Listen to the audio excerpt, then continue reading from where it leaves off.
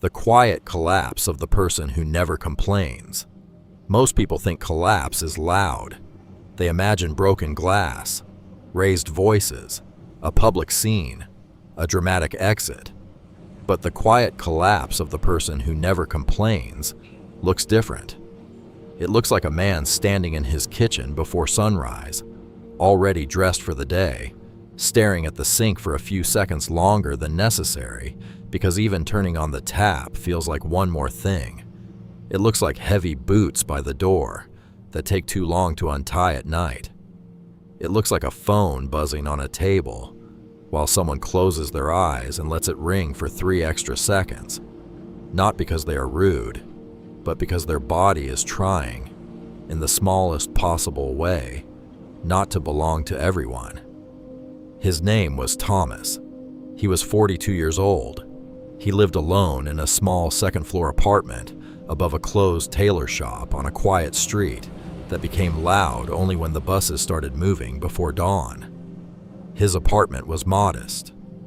A narrow hallway, a kitchen with a square table, a soft lamp near the window, a coat hook by the door, a shelf with old books he never had time to finish.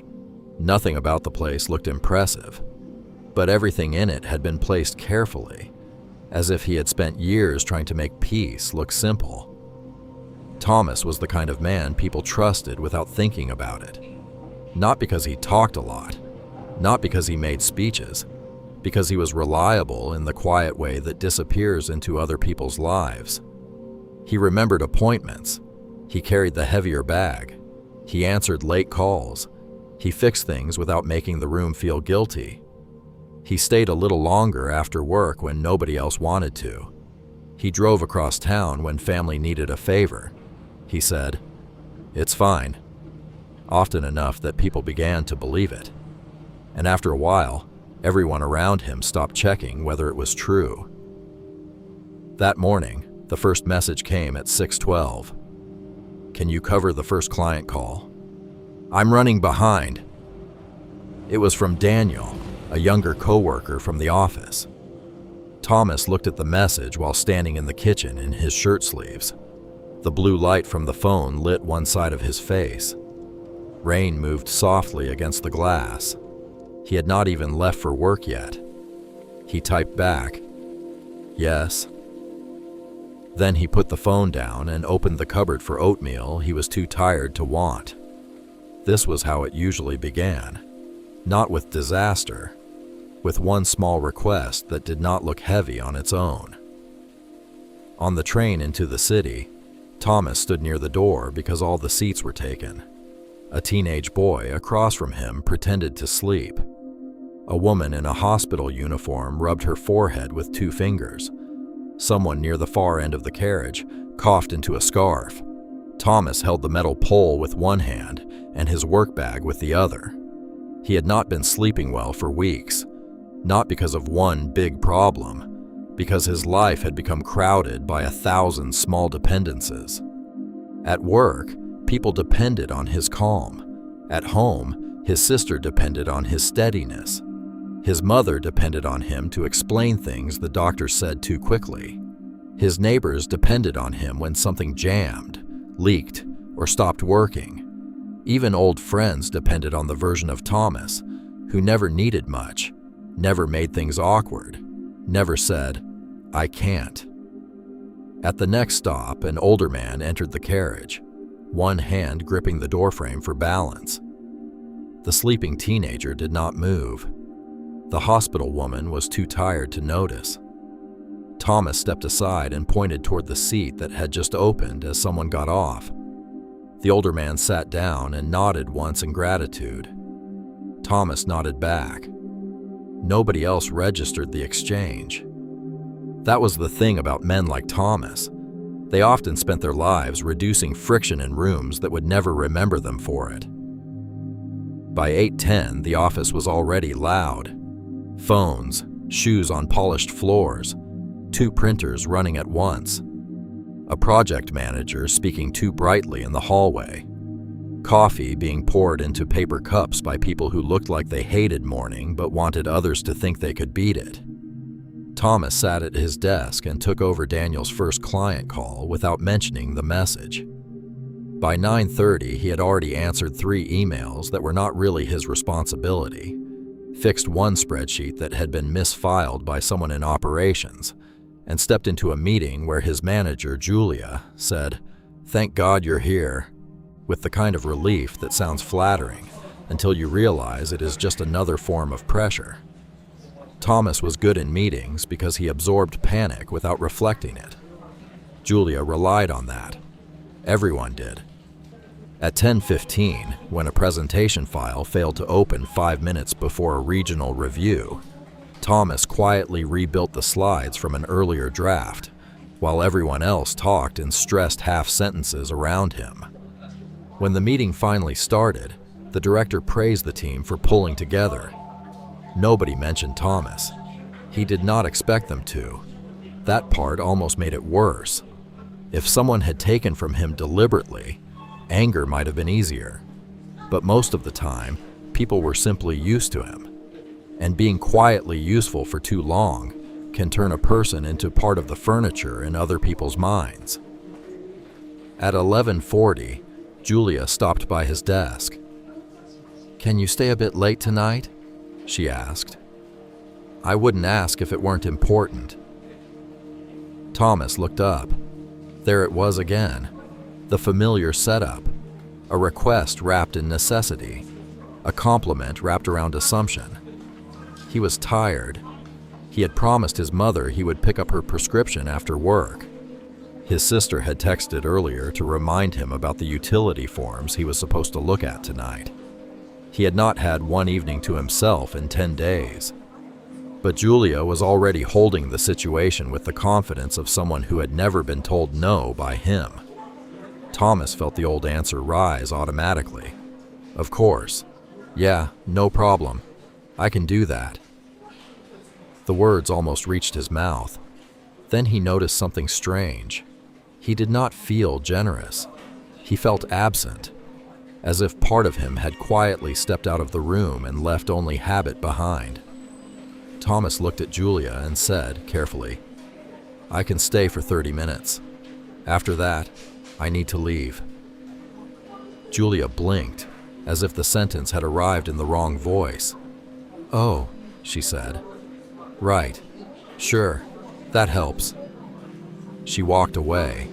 The room did not shake. No one stared. No one punished him. No disaster followed. And yet Thomas sat very still afterward, because the effort it had taken to say one measured boundary felt larger than it should have. That was the first crack in the day, not the kind that breaks a person open, the kind that lets them hear the pressure inside.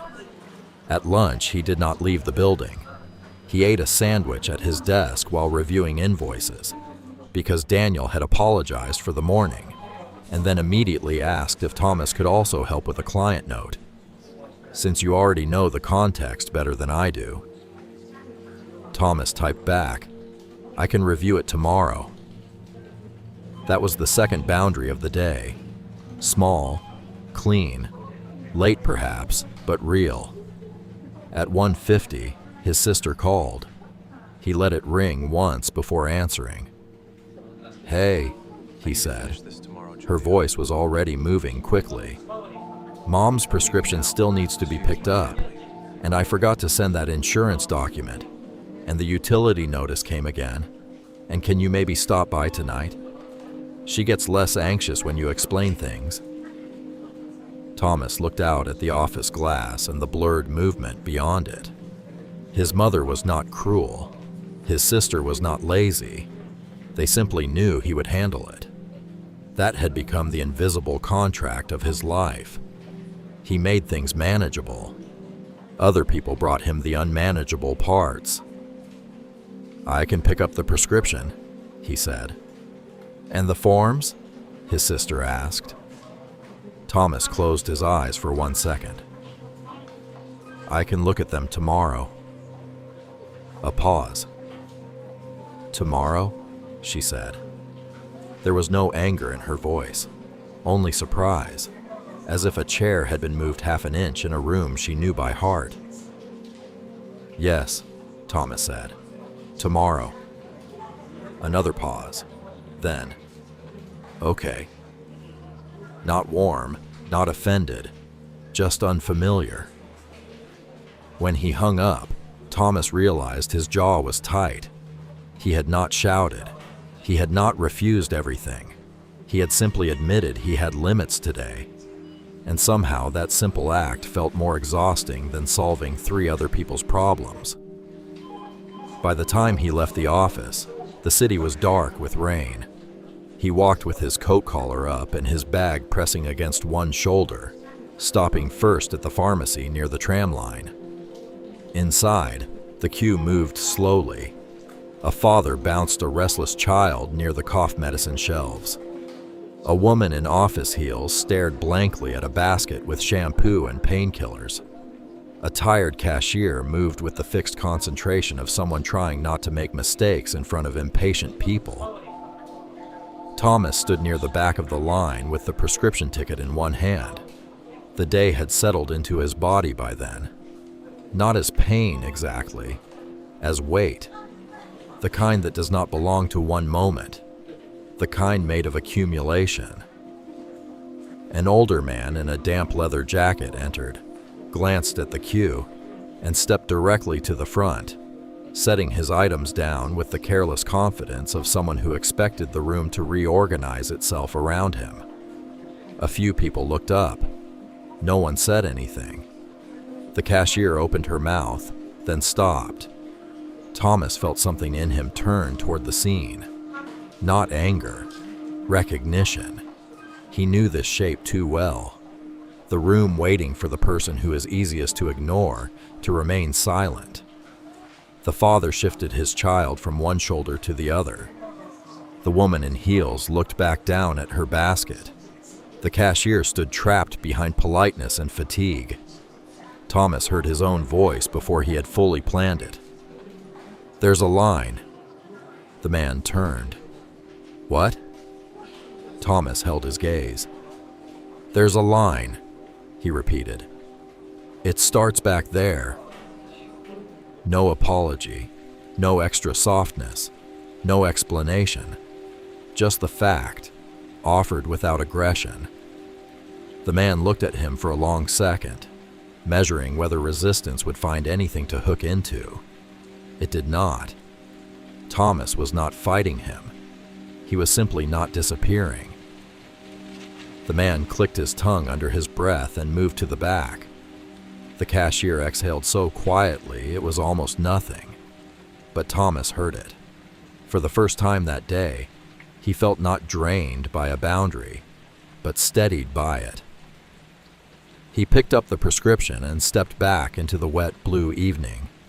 Rain tapped the pharmacy awning in a dull, patient rhythm. And standing there with the paper bag in his hand, Thomas understood something he should have learned years earlier. The person who never complains does not collapse because life is unusually cruel. He collapses because everyone gets used to the fact that he absorbs discomfort without returning it. And because eventually he begins to do the same thing to himself. By the time he reached his mother's building, the stairwell smelled faintly of detergent and old heat. His mother opened the door before he knocked twice. "Thomas?" she said, relieved. "Come in." He handed her the prescription and stepped inside. There were papers on the table, a folded cardigan over the chair back, a small television humming quietly from the other room. His sister arrived 10 minutes later, carrying grocery bags and apologies. "Sorry, traffic," she said. "I thought you might have already started." Thomas looked at the forms on the table. Normally, he would have sat down immediately, translated every line, reassured everyone, fixed what needed fixing, and stayed until the whole apartment felt calm again. Tonight, he pulled out one chair and sat, but he did not lean all the way into the role they knew. He explained the prescription. He sorted the most urgent paper. He wrote one note in the margin of the utility notice. Then he put the pen down. His mother looked at him. "Are you all right?" she asked. The question was small, but it landed differently than he expected. He could have answered the usual way. "I'm fine. Long day. Just tired." Instead, Thomas looked at the table for a moment. Then he said, with more honesty than drama, "I'm more tired than I've been letting anyone see." The room went quiet. Not tense, just still. His sister sat down across from him. Thomas kept his hands folded loosely near the papers. "I know I've made it look easy," he said. "That's on me too. But I can't keep doing everything like I'm made of spare hours." His mother's face softened first, not with guilt, with understanding. His sister looked down, then back up. "I didn't realize it had gotten that heavy," she said. Thomas nodded once. "I know." No accusation, no speech, no collapse for performance, just truth. And sometimes truth is what finally interrupts a pattern that politeness has protected for too long. They still finished the most important form that evening. His mother still asked whether he had eaten. His sister still offered to drive next time. The world did not transform in a single scene. But something changed. Not outside him first, inside. Because for the first time in a long time, Thomas had allowed his exhaustion to exist in the open without decorating it into something easier for other people to receive. When he got home, it was after 9. He stepped into his apartment and closed the door behind him. Silence met him there, not loneliness, relief. He set his keys in the bowl by the door, hung his damp coat carefully, placed his bag on the chair, then sat down on the bench in the hallway and began untying his boots. Halfway through the second lace, he stopped. Not because he was confused, because he was suddenly aware of how close he had come to disappearing inside usefulness.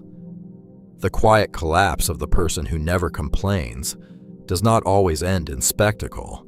Sometimes it ends in a hallway, with a man sitting in the dim light, one boot still on, realizing that for years he had treated his own limits like an inconvenience to everyone else.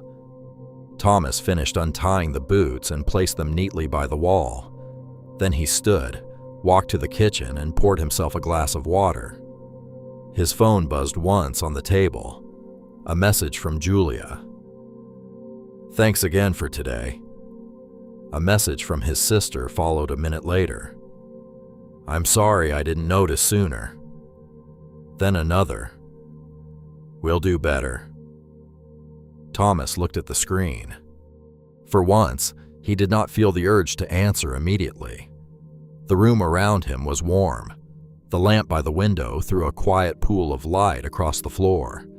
Outside, a bus passed and disappeared into the blue dark. He set the phone face down. Then he sat in the chair by the window and let the apartment be still.